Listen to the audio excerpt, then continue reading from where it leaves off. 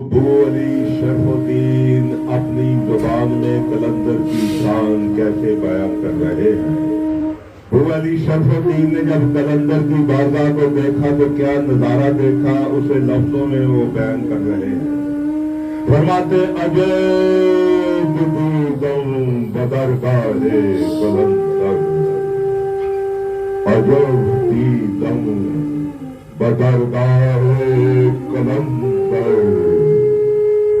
نجفت مشہد نور منور، طواف تربت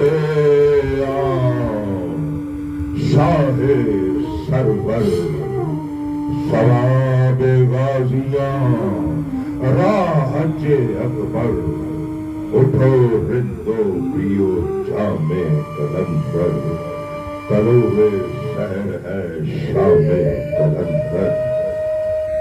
ابو علی شرف الدین ارشاد فرماتے عجب دیدم درگاہ قلندر، عجب نظارہ میری آنکھوں نے قلندر کی بارگاہ کا دیکھا۔ کیا دیکھا؟ عجب دیدم بدرگاہ قلندر، نجفت مشہد نور منور، طواف تربت شاہ سرور۔ فرماتے مولا علی کے روضے نجف سے لے کر مشہد امام علی رضا کے روضے تک، وہاں سے لے کر سیون تک میں کیا دیکھ رہا ہوں؟ نور علی نور ہے، عجب دیدم نور علی نور ہے، نجفت مشہد نور منور، طواف تربت شاہ سرور۔ فرماتے شاہوں کے شاہ، بادشاہوں کے بادشاہ قلندر کی بارگاہ میں طواف کرتے ہیں۔ اور بھائی ہم اس لیے قلندر جاتے کہ وہاں شاہوں کے شاہ مل جاتے ہیں۔ شاہوں کے شاہ طواف کر رہے ہیں۔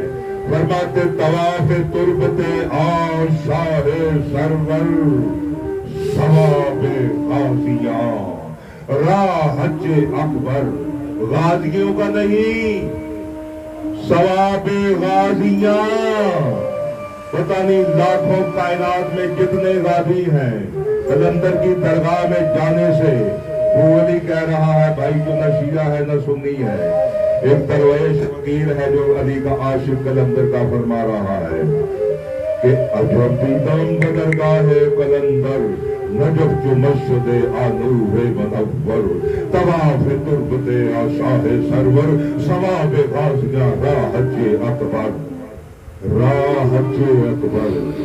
قلندر کا حج اکبر ہوتا ہے میرے بھائی، یہ شرک کفر نہیں ہے میرے بھائی۔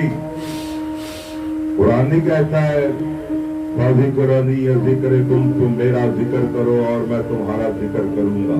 ہم قلندر کا اس لیے ذکر کرتے ہیں کہ اس نے اللہ کا ذکر کیا ہے۔ اے دریم قلندرم مستم بندہ مرتضی علی